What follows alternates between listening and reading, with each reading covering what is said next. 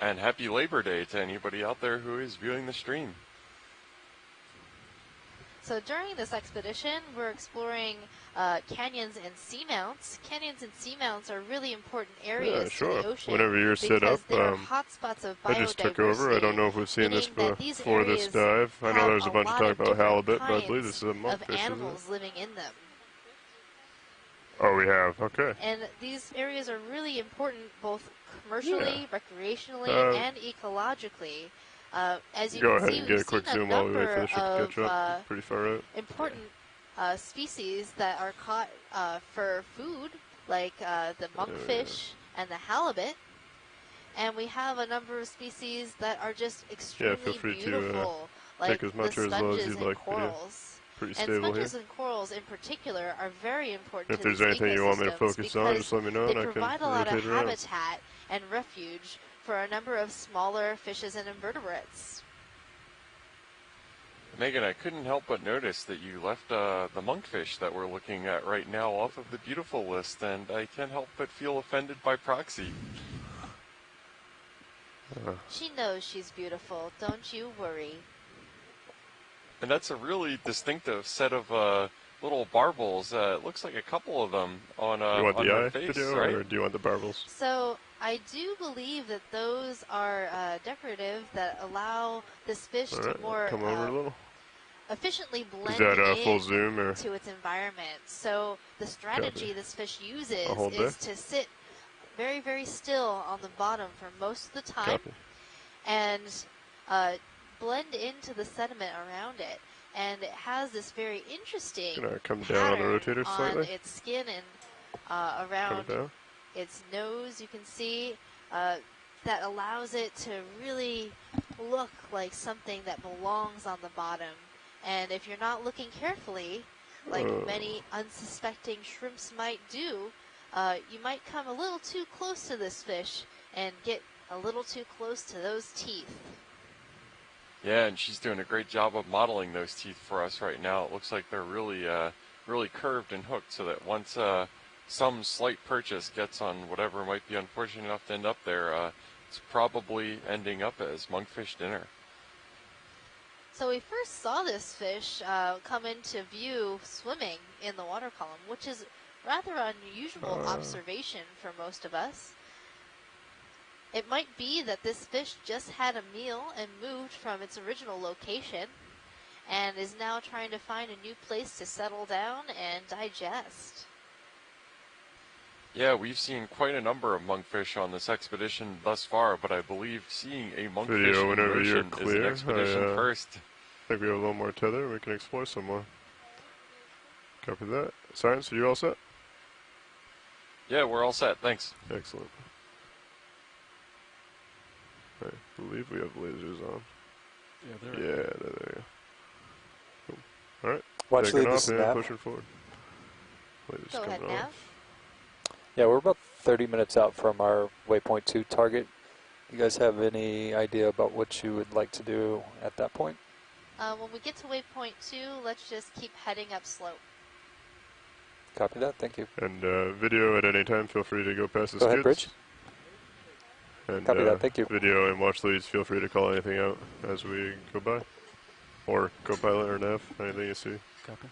We're all stopped. Copy that, thanks. We could probably go ahead and get another move in. He's still looking down at me, 4 or 5. Do you guys want 20 or you want more than 20? We could probably go with 30, do you think? Yeah, you can put it 30. Just in case something comes up, but at the same time, Roger that. it's pretty mild slope here. Yeah. Bridge RV now.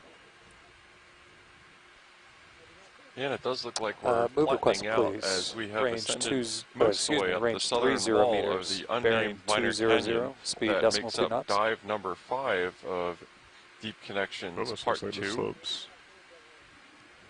This canyon is a little bit north of Kinlan Canyon and has been Good largely copy. Thank you, Bridge. unexplored, which made it a target of interest for us. Our mapping lead and coral finder extraordinaire, Mike White, targeted this site, moved it slightly from our original dive track onto a more steep gradient, And I think it's a really good thing that he I did that, because earlier in the dive, if you missed it, Co-pilot, if you you feeling did that miss it, move I highly fairly advise quickly? you going back and watching it. All of the Yeah. Okeanos dives are available on the website shortly after we conduct the expedition. We had some stunning outcrops and some really sheer cliff faces that were host to a large biodiverse community, high biomass, high like biodiversity. 138, and it So it was seems like really it's quite stunning. In this area, as we've seen on these kind of gentle slopes with fine sediments, are also biomass hotspots in terms of anywhere you look, you'll see a huge number of encrusting forams and sponges and sometimes some small corals and anemones. But just in terms of sheer eye candy, those cliff walls just can't be beat, can they, Megan? No, they can't. I kind of miss them. Looks like I we wish got they a were back with us. coral or a I sponge. wanted to spend a little bit more time in that area. Potentially. However, there was a lot of line entanglement around the area where we were diving, so it made it a little dangerous for the ROV to be there for too long. So we ended up moving on quite quickly and didn't actually have a chance to collect some of the specimens that I was interested in. But it does look like we have a few rocks ahead that might have some interesting things on them. The one right to get center out there, screen, don't I, I or think, no? is Yeah. the most You might need to turn your head a tiny bit. full of colorful if you'd life. like. If I think what we're if we're looking to seeing kinda head is port anyways a after. Venus flytrap anemone in the family Hormathiidae. Sounds good. And these anemones tend to get very large. And then just to the right of this anemone is what looks like a demasponge. Can we take a look at that? Sure, we can go ahead and sit down. I think it might be a folded up anemone. Oh, is it? I think so. Oh, you might be right. I'm seeing it now. It definitely looks like an anemone. I really wanted it to be a sponge. I think the other anemone is laughing at you with his big fleshy orange mouth. What's up with these organisms and tricking me into thinking there's something else? Go ahead and come in whenever you'd like, video.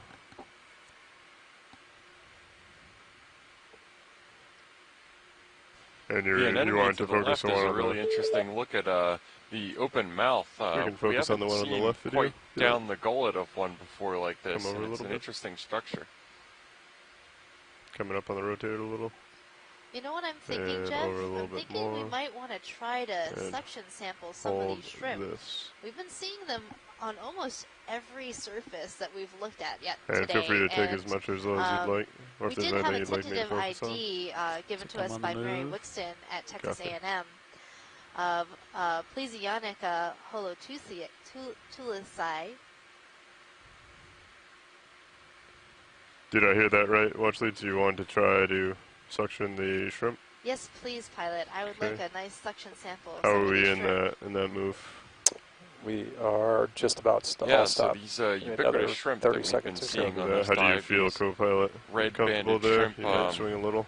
Yeah, I'll I just turn believe it we're over. going to attempt to take a suction Copy. sample of one of them. Actually- Could you come out? Say that again, co-pilot. I'll just come up a little bit, Right. turn left, but yeah, that's fine. Right. Pilots, we might be another couple minutes. That was a 30-meter move, so We we can might be stop. 2 more minutes. You can stop it. Yeah. You feel free to call up and ask for an easy stop. Copy that. Bridge RV now.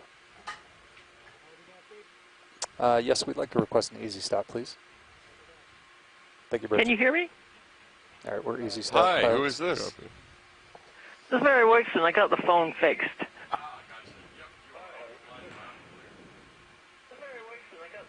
It says shrimp, not squat lobster, right? Yeah, I believe so. The Squat lobster scientific probably name pretty- of that shrimp is pronounced as Plesionica holfoisai.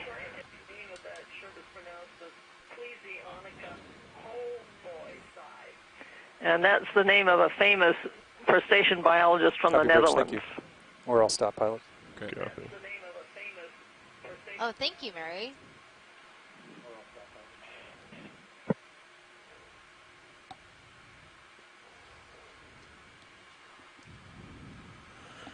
Alright, video, if you wouldn't mind zooming in.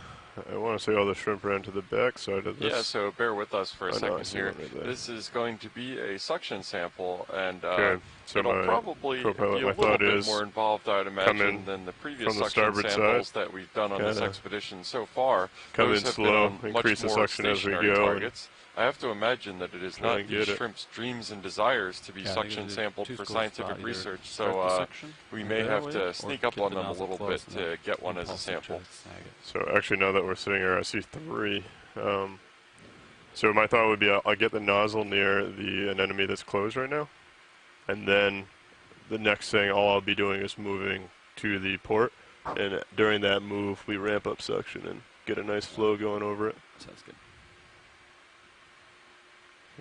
Copy that. Feel free to come out full wide for a second, and if you could bring my drawer out, co-pilot.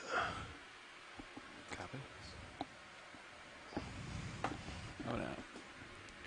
And you said that there's 1 suction sample in jar number 1. Jar 1's been used so far, yes. Copy that. I think we can go ahead and use the course. I don't think we need the fine for this. Copy. You want your watch? Yeah, I got it.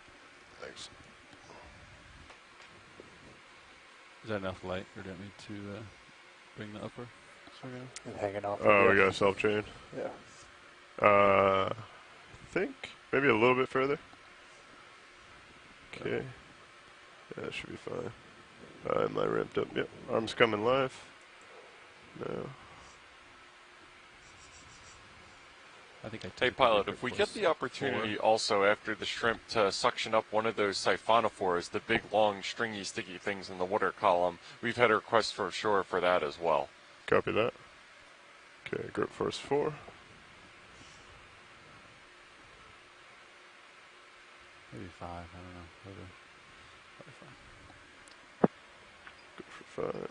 If you haven't got a good photo of that squat lobster before, I can probably identify that from a photograph if you get close. Great, we'll try to grab a zoom of that after we hopefully suction up a shrimp or two.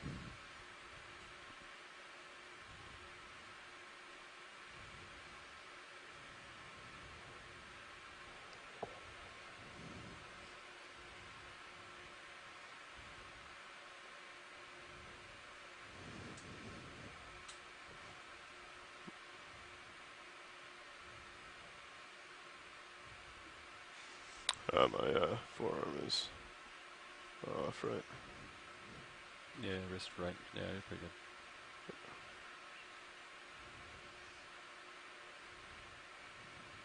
Yeah.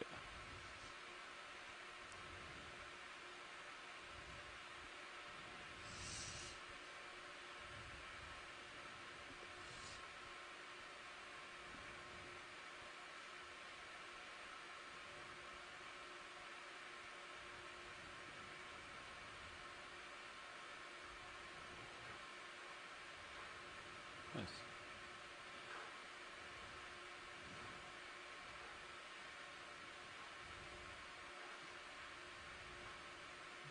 And if you hold that, you want me to draw in?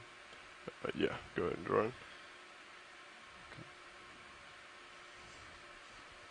Okay, again, I'm going to come out to the starboard.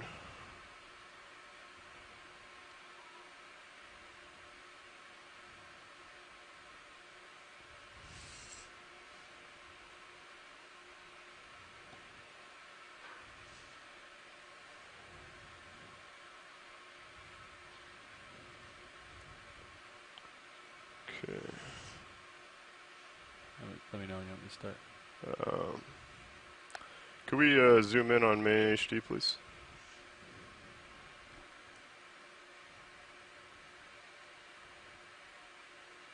Okay. You can go ahead and start suction. 900. Copy. Increase. Increasing. 1200. Copy. 12, Yeah, what is 13, 1400. Copy. Do you want me to increase or stop? Increase. Okay, increasing 1500, 1300. Okay, I'm going to try and get closer.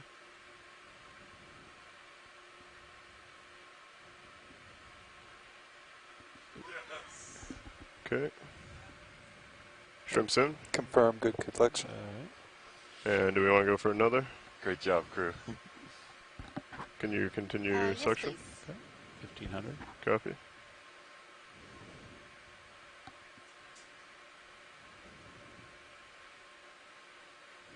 More. Okay. 19, please. Okay. 1900. Okay. 20, maybe. Just right a little bit. I think be closer to the rock. Oh, gotcha. Yeah. Thanks. Yeah. Okay, going in a little tighter. Yeah. All right. And it's in. Confirm, good sample. Okay, so that's 2. That's all I see right here. If we want to clear the jar 2. Fantastic, off thank suction. you. They're both still in there, right? Yeah. Yeah, we got 2. Nice. And Shore I'm happy confirmed with that the 2. siphonophore isn't a high priority, so only if there happens to be one within sight or anything like that. Not a super high priority. Like that one. Oh, there is one literally right in front of us if that's easy enough. You turn it on? Yeah. Coming right. Sorry. And it's back. Might just wait for the next one to blow by, huh? Yeah. Really good. Suction off. Copy. If you could zoom out, please, video on main HD, or is it full wide already? Copy. I'm going to lift up my rotator, see if we can get something in the water column. Do we see anything floating near us? At the moment. Negative. Copy. Ooh, I see a target coming in. Yeah, there's a Potentially. few coming off. It's kind of hard to... That's the wrong way.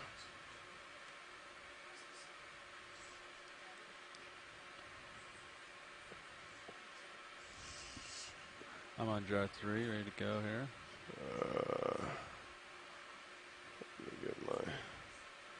So, I'm all off right. Yeah, there we go. Okay, suction. Okay. 300, 500, 600. I would say pretty high. Okay. 1100. Kind of... Gets up to left wing right now. Copy. Okay, so there's a one up above. It's way up here. Yeah. Is that high? Yeah. Yeah. Suction? I don't know how close I am. 1800. Yeah, you're a good Pretty ways far. away. Yep. Yeah. There goes. Oh, Nope, we got it. Part of it. part of it. Maybe? Copy. Yep. Is Good it? capture. Turn it off? Confirm pilot, you cycled chambers before. Yes. Great, fantastic, thank you. Says number 3, we have a cell chain. I am getting all backwards on myself now. Okay. I'm going to index to 4.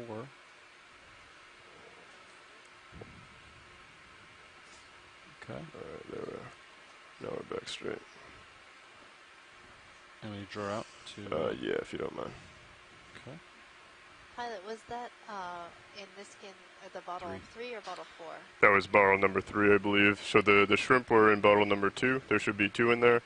And then the self chain, I believe, is in 3. Okay. Or at copy least that. I think it was a part of 1. Okay. Thanks. So Yep. Yep. Mini zoos down for you here. copy, thanks. Alright, so Keep, we just got done with our sampling bonanza. First of all, we vacuumed up a couple of those red and white banded shrimp that we've been seeing all over this area. And then, at the request of some of our shore-based scientists, we also snatched one of those siphonophores out of the water column. And that was kind of to confirm, it's very common to this area, but we wanted to confirm whether that was a midwater Typically at the one wrist that straight was down. kind of Yeah, at the bottom extent of its diurnal migration, or whether it's an actual near benthic species that just hangs out predominantly near the bottom. I'm kicking that over for some reason. There you go. If you let go Okay, here. open it up. Yeah, perfect. Okay, Alright, I'm going to retract the drawer. go ahead. Thank you. Okay.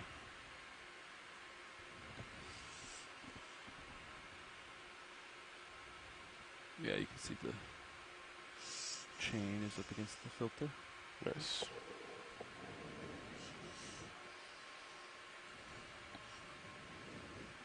And now that we've got those in our chambers, we, I Headlock's believe, are coming off. going to continue our transit. We are All right, thank you, approximately Cobalt. at the top of the southern wall of this unnamed minor canyon, and we're going Ready to to continue continue that move, along pilots? the axis of a ridge that makes up its We might wall. turn a little to port. Okay. Hold on. Yeah. For an easy stop, I think now's a good time to try and find upslope and chase that. Monitor back. Okay. Watch these. Was there anything else in this general screen that Could you you take a would like minute to to look get a at? picture of that squat lobster, please? Alright, if you Oh yeah, could we get a zoom on that squat lobster? Sure, video if you'd like to come in.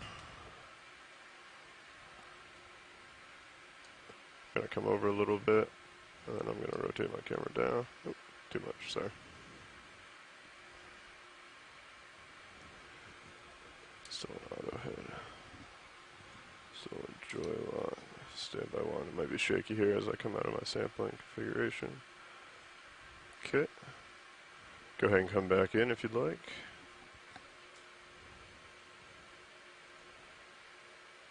How does that look? Looks great to me. Copy. Very good. Is there any specific part of the squat lobster you prefer? Or just the whole species?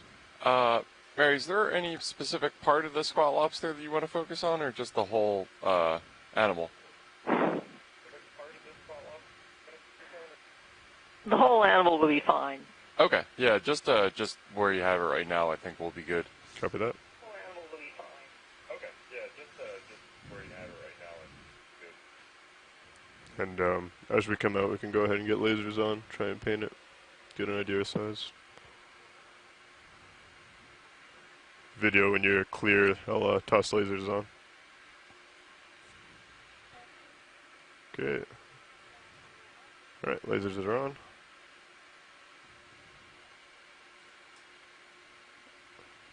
Okay. Come down.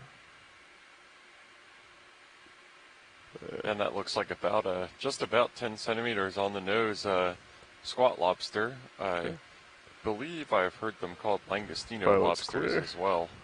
Watch lead, or is science clear with this area?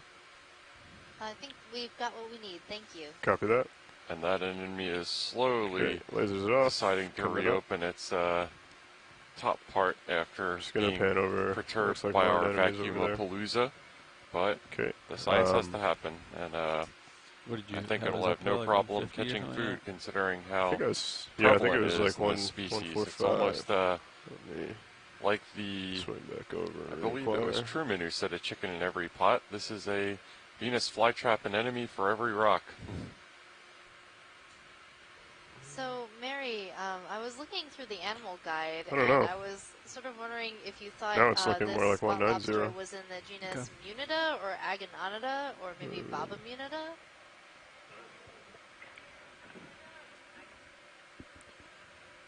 It's probably Munida. The other two genera We'll aren't probably go known in for the a, North Atlantic. 190. Because we Thanks, still yeah, need I thought to. it looked most like Munida, but I looked at the other What ones is waypoint too, 2? Sounds great. just because they had a similar banding Yeah, pattern. But of course, the North Atlantic species are likely to be different. I'll push out and get centered before we make this move. about 180 There are degrees a to whole 1.2. mess of species of Munida, and many of them are known only from preserved specimens. We're not sure which ones We can have go ahead what and colors. probably do a 30-meter move at 190, and then Yeah, that makes sense because when Yeah, we sounds preserve good. our Go from specimens in ethanol, Copy a that. lot of the color leaches out. So how they look in life is a lot different from how they look Bridge RV now. in a museum specimen jar. Move Which request, is only please. one of the Range 30 innumerable meters. advantages Is of that a the Okeanos 190. Okeanos ROV Or is method that a- Decimal over 2 knots. trawl samples. Oh, okay, copy And now that. we have another Yeah. little bobtail squid. Probably. Is Have that we a little ever seen bobtail? this today, or Yeah, but we probably want to see it again if it's a bobtail. copy? We can't say no to them. Good copy, This Bridge. Thank you. make me so happy. Okay, coming down here. Looks like it has a bigger head. Let me just get. Oop. Okay, feel free to come in, video. Is that an octopus? I believe so. I From think my it might actually be an limited octopus. No, Yeah, had us limited fooled. knowledge. It's Oh, really, yeah. really got the same. And Body feel free to plan take as is much or our- as little as you'd Even like. better. Yeah, I'm glad we looked at it. Of course. It may be Monday, but Coming down a little. Octopus Friday is never far away. Very true. Holding there. So, do we have any sort of notion of what kind of octopus is this? Do we think it's fairly similar to the ones that we were seeing yesterday?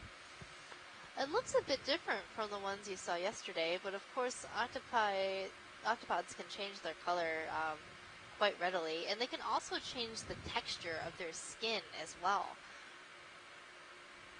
Really, what can't they do? Well, they can fit through very small spaces as long as their mouth, their beak can actually fit through a space. They can fit their entire body through that space, which I always thought was fascinating. Oh, absolutely. They're very famous for being escape artists from aquariums and escaping through the water Might filters come over to of port the a tanks. little bit video if that's all right. It looks like it's As he's thinking walking. and considering its escape. Probably a little bit tentative about this whole situation. This whole bright lights and 10-foot long, 10,000-pound vehicle in front of it. 68. I'm on the move. She is. So this octopus has two sort of like little horns above its eyes. Hey, Mike Vecchione here. Hey, Mike, how's it going? I finally at a place where I can actually call you. Okay, I'm going to come down the rotator a tiny bit. The octopod you're looking at is a Bathypolypus verdea. In fact, it's a male. You can see that the modified arm, which is on its, well, it's a third arm down. So this one has a really big modification. Looks like a big scoop-like tip to the arm. And this is a different species than the one that you saw brooding eggs. I guess it was yesterday. That was a granoletony. It's not only a different species, different family, but both of them are really common at these depths. Copy that. You got me at. So we only have a short amount of time left here. Yeah, thanks for that, Mike. And I actually had a request from a physical oceanographer friend of mine to bring back a bathypod for him. I don't think we're going to be able to make that happen, nor should we make that happen, but he'll have this great, beautiful HD video to confirm that we did see one in its native habitat. And do you want me to follow that video, or do you want me to hold? Fantastic. Copy. Yeah, so, you're looking at one. I'd say we only have about verdea. a minute They used to call it Bathypolypus arcticus, but then the species got split up. Also, I saw a post on Facebook of a bobtail that you'd seen earlier in the dive, and that was a Rossia species, probably Rossia megaptera. Thank you, video. Fantastic, thank you. And also, Noel... sorry, I didn't mean to be on this channel. Also, Nolan in the chat room was asking for an ID on the squid, so part of that I'm sure was the bobtail. Also, those squids that we've been seeing bombing around for most of the dive, those were the short fin squids. Can you confirm? Coming back to center and pushing. Yeah, most of them are. Early in the dive, when you were actually before you got to the bottom, I saw a couple that looked like they might have been a different species. It's a Geoteuthis. Which for some reason has a common name of an arm squid. But, okay, interesting. They're also fairly common in that area, but they don't go down and sit on the bottom like the short fin squid do. And you see them close to the bottom sometimes, but they're more up in the water column during the day. Great. Yeah, one more question is we were hypothesizing a little bit, Megan and I, about a lot of these divots that we've been seeing on the seabed. Do you think that the squid kind of impacts that we've seen in this dive so far a few times are happening in magnitude enough that a lot of these divots that we're seeing are caused by them? No, I doubt it. I think when the squids dive into the bottom, like you see once in a while, it's because they're blinded by the lights of the sub. Gotcha. So this is something that wouldn't be happening away from the bright lights of D2 and Sirius. Well, I don't think so, but I want to make it clear that I'm just speculating on it. Yeah. Hey, I've given the blanket caveat of speculation for this so far. I've talked about how kind of the scientific process is uncovered in this expedition style, where we're kind of going through the science in real time before we arrive at any kind of answer that we would feel confident in putting forth in the literature or anything like that. Right. But anytime you got questions about cephalopods, if you shoot me an email, I'll probably get to it pretty quickly. Awesome. Thanks a lot, Mike, and happy Labor Day. Same to you. All right, bye. Take care. Watch lead nav. Just confirm we are 1 hour bottom time left.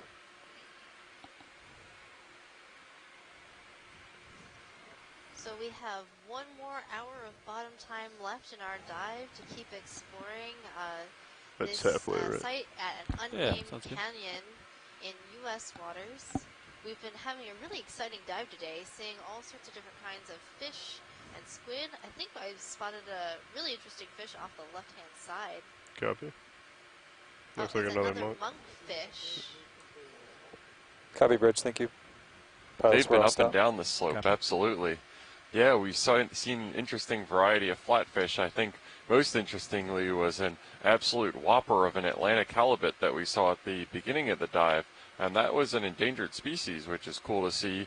Those kind of observations on the survey are even more valuable to get than just a lot of these other species, because it's critical to know how many of these are out there for effective management and conservation.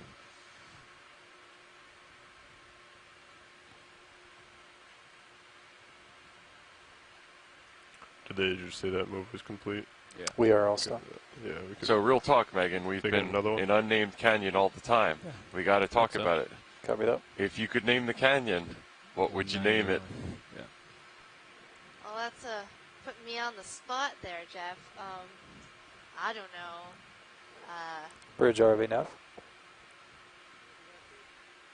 Move request, please. Range 30 meters, bearing 190, speed .2 knots. You know, as a biologist, I'm a little partial to naming things after my favorite things. That certainly stands to reason. Earlier, when we were planning this dive yesterday, and I was looking at the outline of Unnamed Canyon, it's mostly, for the most part, what looks like a box canyon, which is another word for that is a slope-confined canyon. So what that means is just another way to say that it's not one of the major canyons that breaches or crosses the continental shelf edge. So generally, box canyons are long and straight and are thought to form by retrogression, where a slope failure happens fairly low on the continental slope that destabilizes the slope further up from there. Another failure happens and it just kind of starts eating its way back towards land. And that kind of creates these really long, straight canyons that you see a lot in this area. The head of this unnamed canyon has started to branch out a little bit towards the land into more of a dendritic or kind of a leaf-shaped array. And that's kind of typical of what happens when, during sea level low stands, rivers that are crossing the continental shelf intercept one of those box canyons, and then you start getting river capture. And then the rivers during low sea levels start carving out the axis of the canyon and creating the kind of major canyon features that we see in terms of the Goli Marine Protected Area that we dived, Baltimore Canyon, Norfolk Canyon, Hudson Canyon off of New York. So this one, because of its shape, it's got a little bit of a dendritic top to it, but it's mostly straight and long.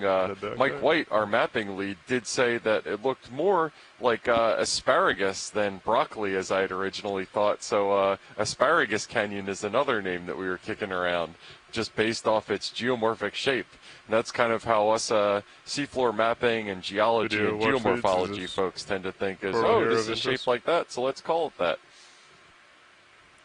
Really. And we often like to give names to unnamed things just so that we have a way to refer to them. And, you know, every group that's going to explore and use this canyon might call it something different, which might be a good reason to give it an official name that we can all agree upon. In the same way we give animals scientific names that are the same no matter what you might call it in your personal language or in your region. So a lot of squids and fish have multiple names that are common, and which name you use depends on where you are. Yeah, absolutely. We could be precise about it and refer to this canyon as Minor Canyon at 40 degrees north and 66 degrees west, but that's a bit of a mouthful. So it's a little easier to have something like Bobtail Squid Canyon or Asparagus Canyon. There's no way I could remember whatever you just said, Jeff. Bobtail Canyon, it is then, you know? I'm pretty partial to the bobtails as well, so I wouldn't argue that. Oh, I just saw a really shiny fish, but I think it zoomed away.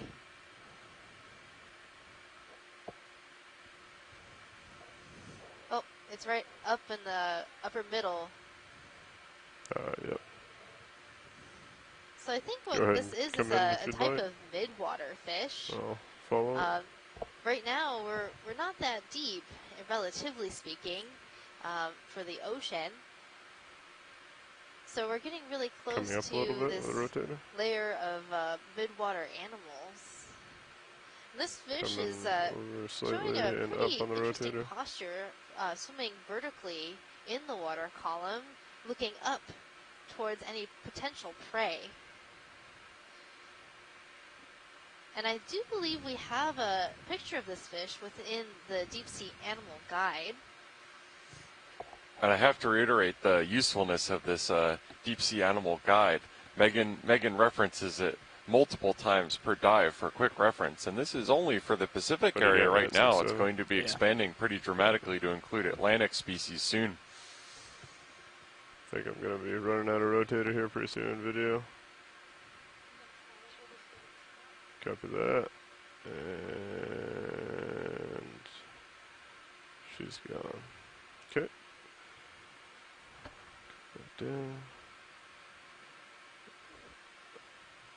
And I'll push back out. Copilot. Copy. There's a big old self chain.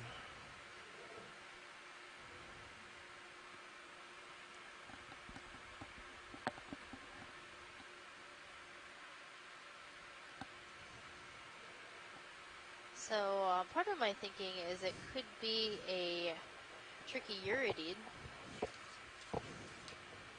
which is a type of fish that has a very skinny body form and feeds vertically in the water column. Yeah, and I think you might feel better about that that identification, knowing that Nolan Barrett on land agrees with that sentiment. He says the common name of that fish is a cutlass fish. Which is really just one of those names that explains itself, because you put a hilt on that thing and you could be dueling in a minute.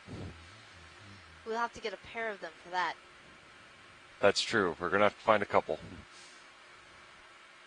This looks to be a similar coral as the other one on the rock that we saw earlier. Continue over it unless otherwise. So on this rock, we're seeing another acanthogorgid coral, along with some Munida squat lobsters. We just learned from Mary Woodstead. Would we like to look that watch lead, or Munida is I think you can found continue in transiting over it. I think we saw similar communities. Genera that we have in the Deep Sea Animal Guide are specifically found in the Pacific Ocean basin.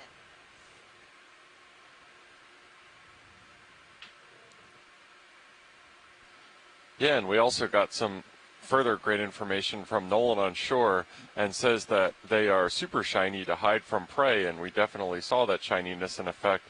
And the reason that they look up is both to catch prey and also to further hide from below by minimizing their surface area and their profile. They absolutely do a great job of that, because you can tell how long they are, but if you're looking at it from above, you're only going to see a couple millimeters, I guess. We didn't really get lasers on it to get the scale, but a very small amount. Push out, settle myself out, and then we'll make a change. Copy that.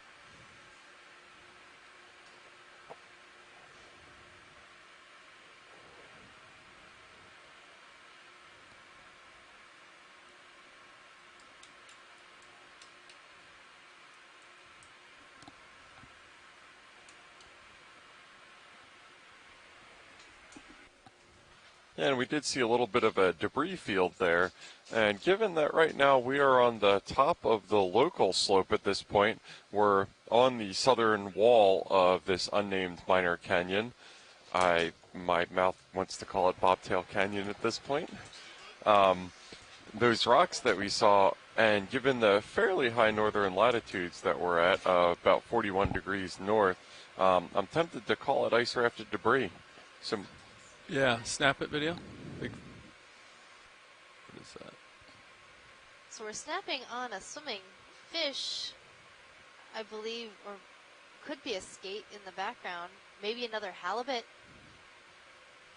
I can see the movement, but can't tell what it is.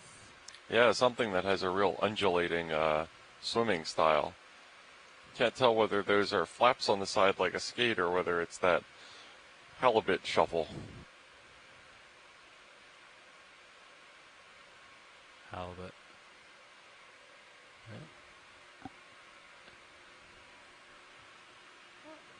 I think it's multiple fish. You want to go take a look? Yeah, I'll follow you up. Pushing forward. You might run out of, if we want to get another move in. Looks like a... Copy that. Yeah. Okay, now I see it. I was trying to figure out what I was seeing. Yeah, it's another Bridge one of those ROV now. Atlantic halibut. Move request, please. Range 30 meters, bearing 190, speed decimal 2 knots. Hippoglossus, yeah. I wonder if this is maybe the same specimen or another one. Either way, we've definitely seen two distinct ones just because of the sheer size difference between the first Mondo Chonker halibut that we saw and then this one, which is a little bit smaller.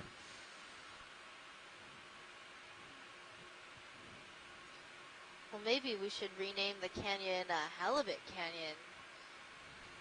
I think given density, that might be appropriate as well. You've certainly got me onto this this naming based on species. It's what we've seen so far. So yeah, absolutely. And seeing as this is a endangered species, Got a little more room if you'd like to get closer. And then we've seen at least 3 today. That's pretty good density for just a couple hours being on bottom, moving around upslope.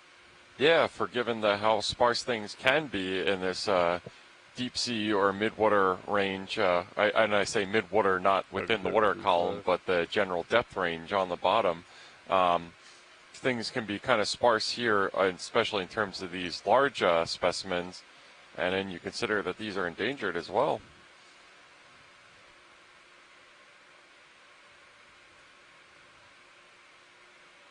And Nolan on shore also seems to agree that Halibut Canyon should be what the name is. I think I'm being overruled here.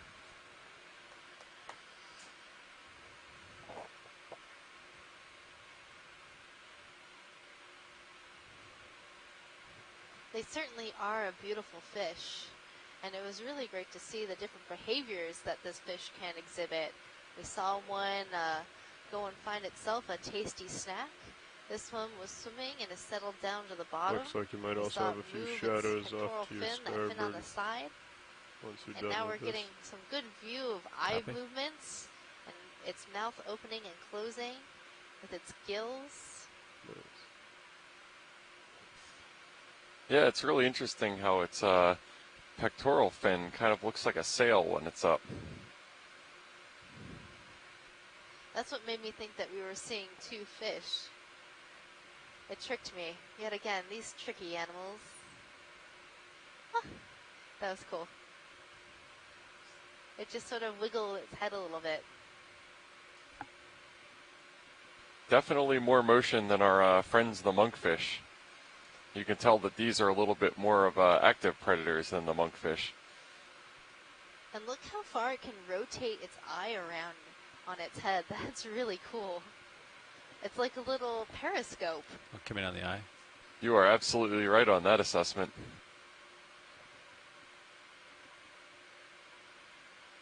This is just amazing. The eye sticking up like that kind of reminds me of the trash compactor monster from Star Wars. I'm not a nerd. I was thinking the Eye of Sauron, so, you know, me neither. Different flavors of nerd. It's like, hey, what you doing back there? Got my eye on you.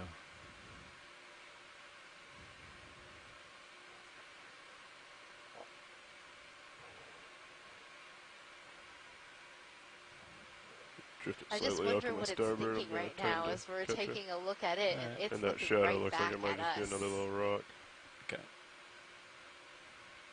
I think you do have more tether if you want to try and rotate. That's a really interesting look inside that gill structure as well.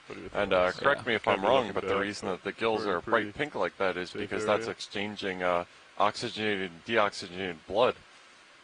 That's right, Jeff. The gills of fish act as the lungs. So they don't have lungs like we do because they're breathing oxygen out of the water, whereas we're breathing oxygen out of the air. And it's all about surface area. Maybe we should get lasers like from this inside position our and get a good lungs, length. We have a lot of different tubes and small little vessels creating a lot of surface area. The gills, if you look at them, are very full of lots of different little crenulations and slits. That's good. That Thank you, give pilots. that fish more surface area to pick up oxygen from the water. Yeah, and this one, now that we got lasers on it, is this one is over a meter, I think, about in size as well. That's a large fish. How much longer do we have in that move now? We've got just a few minutes left in the move. Copy. Plenty of time, pilot. So Ken Sulak says that the positioning of the eyes is what differentiates this Atlantic halibut from the Greenland halibut. They're sort of a more, what's the word I'm looking for? Primitive type of halibut flatfish. Yeah, and earlier when we were still kind of debating whether it was Greenland or an Atlantic halibut, I went and looked up the Greenland halibut on Wikipedia, as one does, and its conservation status is near threatened instead of the endangered status of the Atlantic halibut. I'm looking down. So either one of these sightings would have been notable. Okay, I'm going to keep moving, watch that.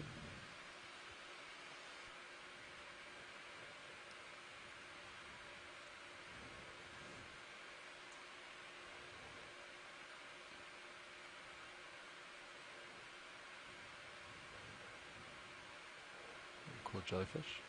That's a cool jelly in the water column. Yeah.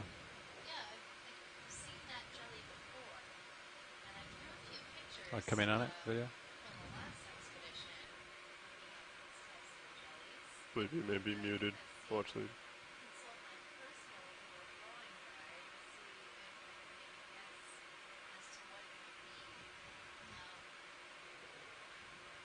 Let it go, video. I think you're muted, Megan. Oh, funny. I'll keep moving here. So that jelly we were just looking at, I have a little drawing guide of my own from previous expeditions, and I think that jelly might be Solmissus. I think we have another acanthogorgid coral associated with some munited squat lobsters. And the ever-present red crab as well. You could snap it if you want to. And we did get an ID for that crab from an email from Mary, and she said that it was Chasion quinquidens, the deep sea red crab. Okay. Pilot's clear. And they like to hide under or near rocks or any sort of hard substrate. Okay. And to our lower right, we have another life of the deep sea party, the monkfish. This has been a good dive for some large fishes. Oh, just a minute. Large benthic fishes with flattened body plan. Absolutely. We've seen a couple of these. We'll keep cruise over him. And then I think I spotted over to the left the black belly rosefish. Yep. Looks like you may have another monkfish all the way over to your port. Those monkfish definitely put a lot of trust in their camouflage as their avoiding predation method. Oh yeah, I see it. I'm kind of curious to see if there would be any other organisms down here that would predate on a monkfish. Yeah, they're quite large. They might be apex predators, huh? You got skate there's there to a your lot left of as them well. right in this area. we've seen 3. Is that what that is over here? I think so. Or a very submerged monkfish. Actually, I think it's a submerged one. Pretty well camouflaged, isn't he? Yeah, it's got a little bit of sediment over him. Yeah, definitely a lot. We can actually see a little bit of difference in color between these 2 fish. One's a little bit darker and the other one's lighter. The lighter one's a lot harder to see. Yeah, they'd better hope they don't have any predators, especially the darker colored one. It's not exactly hiding as well as the other one. It could be, I'm not sure if they can change their color. A lot of fish can change their color just slightly, but who knows? This fish might not be able to do that. And then it could be the puzzle of, the light-colored moths versus the dark-colored moths, and how the population shifted to the light color from the light-colored moths in England after the Industrial Revolution, where the dark-colored moths were more prevalent. Snap in on the little black ash fish. accumulation. Not sure if we've seen this little guy yet. Yeah, I think it's a rat tail. So different colored sediments might be safer for different colored fishes. Rat tail. Rat tail. And I what think might it's different. Is it different? sediment come from? Could be wrong. Where Not might sure. the sediment have originated? In this area, this is probably, given that we're at the top of a canyon, relatively near the continental shelf edge, so on the continental margin proper, this is probably a mix of hemipelagic sedimentation and then some material advected or moved by currents from closer to the nearshore environment. Any of the stuff that you see in the size range of this kind of shell hash and various debris, that in this relatively shallow, not super shallow water depths, can be transported in fairly energetic events, infrequent but energetic.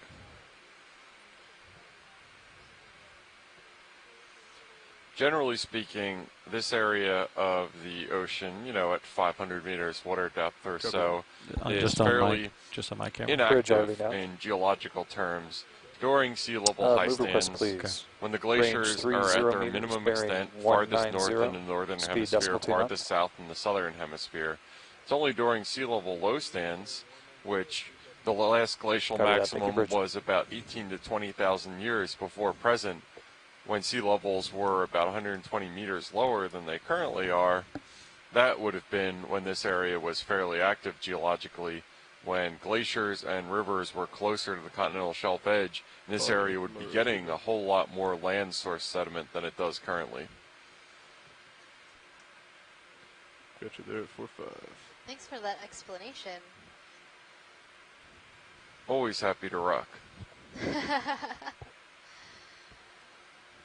Well, the sources of sediments and rocks in the areas that we're surveying is really important to the sea life that we see. So different sediments, different rocks are going to attract and allow different animals to colonize this area. So it's really important to understand what we're looking at, what the geological setting is, and that'll help us predict what we might see on the seafloor and help us explain how these animals live their lives.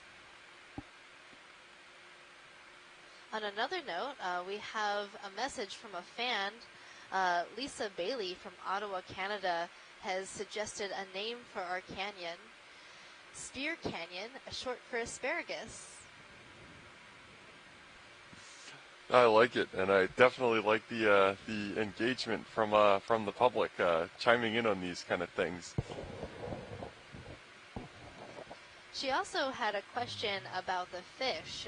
The lights from the ROV seem to distract and puzzle the fish, and she was wondering if it affects their eyesight. So we don't actually know for certain what the answer to that question is, but I have talked about this with another fish biologist, and he suggested that the bright lights from the ROV might stun fishes for a short period of time, in the same way as you might be stunned if you were walking in the dark at night and someone with a flashlight shined it in your face. So you might, be disoriented, but given a little bit of time, you recover from that interaction. with no permanent damage done. Absolutely, and when Mike Vecchione called in, he made a similar note regarding the short fin squid and dive bombing the bottom. He said that most of them were probably doing that because they were disoriented from the ROV's lights. So, again, fortunately, that's just the kind of thing where after fumbling around the dark for a little bit after having the light turned on, your eyes adjust and you get back to life as usual. I've seen quite a few of those larger sub chains kind of float by. It's also important to note that some of the animals down in deeper depths that don't actually have eyes, so they would not be infected by our light. We're but they 37 do minutes sense the about on time ROV left. in other Command ways. video. Either due to vibrations from our movement through the water, or perhaps sound, because the ROV does make a sound. It's easy to forget because we're only looking at the video feed and the sound from the vehicle doesn't come through our headphones.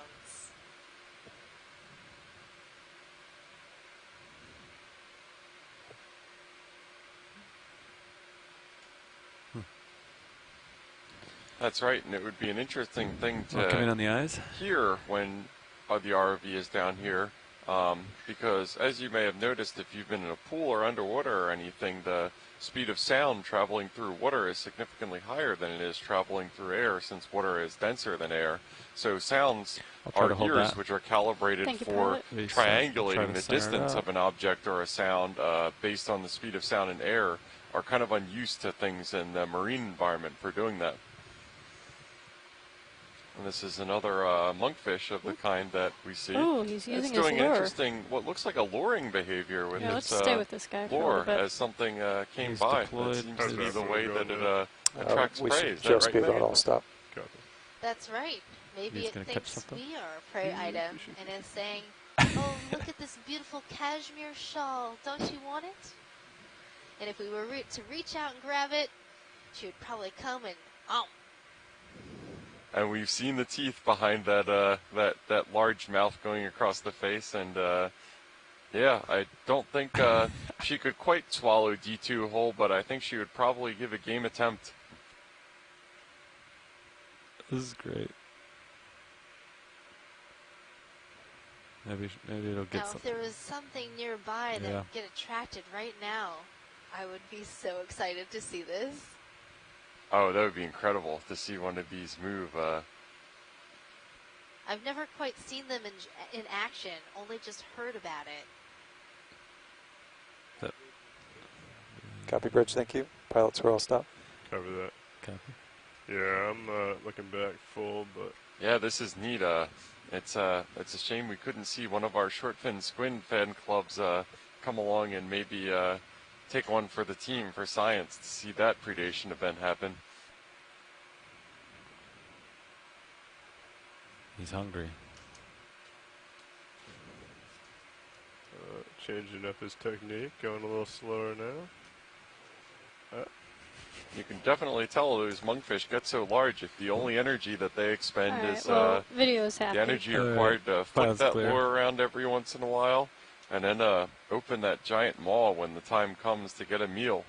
That's how you grow big, is not expending all that energy running around like the short fin squid, but just waiting for your dinner to come to you. Okay. I'm looking back at you, 101. Alright. Just got your toes a little bit. Yeah.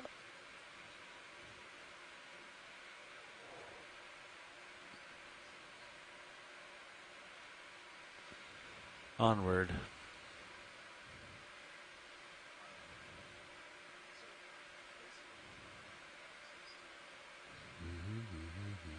Remind me of someone just ringing a dinner bell. Waiting for their food to arrive. Monsieur?